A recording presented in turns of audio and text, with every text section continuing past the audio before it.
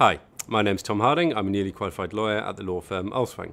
Olswang is partnering the Industry Trust for IP Awareness to offer the Copyright Clinic, because with the growth of new technologies such as broadband, copyright and IP has become more important than ever. Copyright's really important to me, because basically it protects a lot of creative industries. Before I was a lawyer, I was a DJ, I was a techno DJ, and used to play all around the world. And part of that, I used to make records in the studio. So I'd spend 2-3 weeks making what I thought was the best tune in the world, and these were my little babies, which I'd put out and give to record companies. And if copyright didn't exist, my works wouldn't have been protected, and if they weren't protected, I couldn't have made any money from them. And that was my living. It's what allowed me to work as a DJ and a musician for all those years. So it's absolutely vital.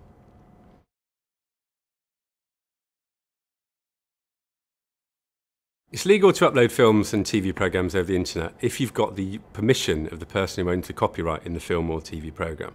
If you're doing anything with a copyrighted work, let's say film, for example, you need the permission of the person who owns that copyright. So, for example, if you didn't have their permission and you got a copy of a film and put it up onto a website, which is uploading, and you didn't have their permission, that would be in breach of copyright. The problem is that there are many websites which upload content, so they put it up on the internet, and then you can download it, but they don't have the permission of that copyright owner. So in downloading it, you're in breach of copyright. There are many websites, though, that allow you to do it legitimately. So they've put up content on a website, they've got permission of the copyright owner, so the copyright owner said, yes, it's fine for people to download my programme, so that can all be done legitimately. For example, BBC iPlayer, they've got permission of all the people who made the TV programmes up there.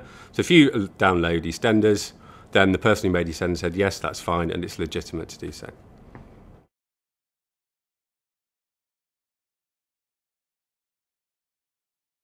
Generally speaking, if you want to do anything with a copyright work, like uploading it, downloading it from a website, or copying it, you need permission of the person who owns the copyright in that work, let's say the TV programme or the film. There is one exception to this, though, which is called time shifting. And the time shifting exception works basically if you want to record something that's broadcast on the TV and watch it later, that's absolutely fine. And there are sort of 3 criteria that you need to meet. You need to be making recording in your own home. You need to be copying it from the original broadcast, so i.e. when it was broadcast on TV, and you just need to be doing it so you can watch it later. So, for example, let's say Spooks is on, and you think, well, I'm going out, I want to watch it later. There's no problem in you recording Spooks, let's say, onto your hard drive or your DVD player, and then watching it later. However, you're only allowed to do it for that purpose. So, for example, the copy that you've made, you couldn't give that to your friends or upload it to the internet, because that would be illegal, because you're only allowed just to do it to watch it later.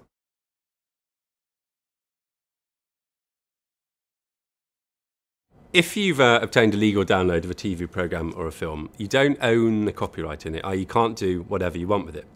When you download it, the download is subject to certain conditions, i.e. the person who owns the copyright will go, fine, you can download it and you can watch it, but you can't make copies and give them to your friends, because that would be in breach of copyright. It's like when you buy a DVD from a shop, for example. Sure, you can get the DVD and watch it at home, but you're still under a license saying, well, you can't make copies of that DVD and then give it to your friends. Basically, if you've got any doubts about what you can and can't do with the legal copies that you've got, you should consult the person who allowed you to get it in the first place. There are a few ways of telling if the DVD you've bought is fake. The first good way is seeing whether that film is still on at the cinema. For example, filmmakers generally don't release DVD copies while the film's still being shown. So, for example, King Kong's still on the cinema, you're offered a DVD, more than likely to be fake. Another good way is looking at sort of the DVD itself. So the packaging is pretty likely to be poor, and also the content of the DVD. Most fake DVDs are just the film, but the legitimate ones, they have trailers, they have extras, so you're not going to get that sort of extra content on a fake DVD. A good way of not buying a fake is just go to a legitimate high street store, for example. And if you've got any doubts, email us at info@copyrightaware.co.uk, and we can sort of try and inform you whether your DVD is fake or not.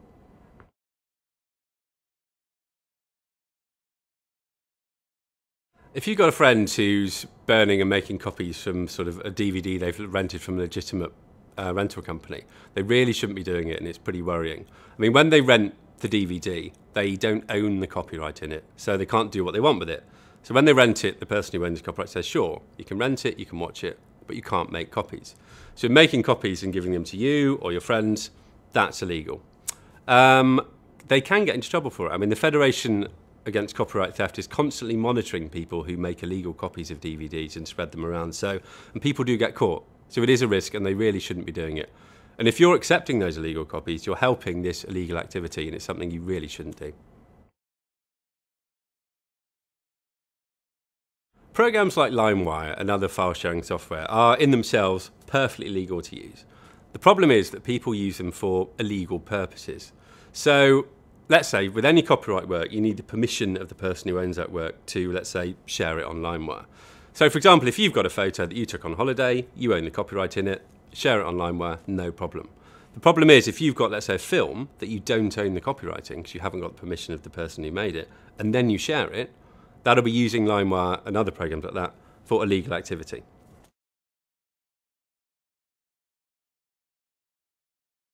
There are lots of legal downloading sites out there, like for example, LoveFilm, Apple and BT. There are a couple of key sort of clues about how you can tell whether a downloading site is legal. For example, if the film you're downloading is still on the cinema, it probably isn't a legal site. And another key and pretty obvious way of trying to work out whether it's a legitimate site is whether you're being asked to pay for it. If you're being asked to pay a realistic market price to download that film, chances are it's a legitimate site. But if you're being asked to pay, for example, 50p to download a copy of a film that's only just come out, then more often than not, it's going to be an illegitimate site. If you've got any doubts, though, go to www.copyrightaware.co.uk, and that's got a list of all the legal downloading sites.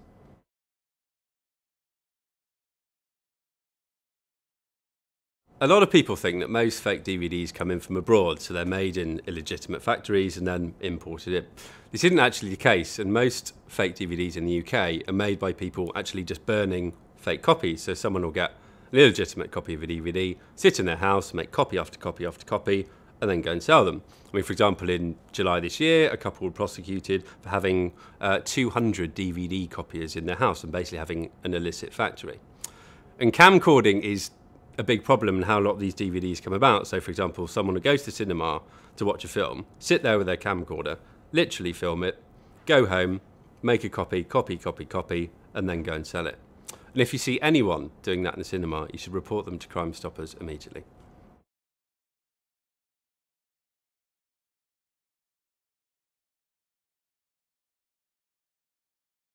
I'm very sorry to hear that you've bought a fake DVD when you thought you were getting a legitimate one.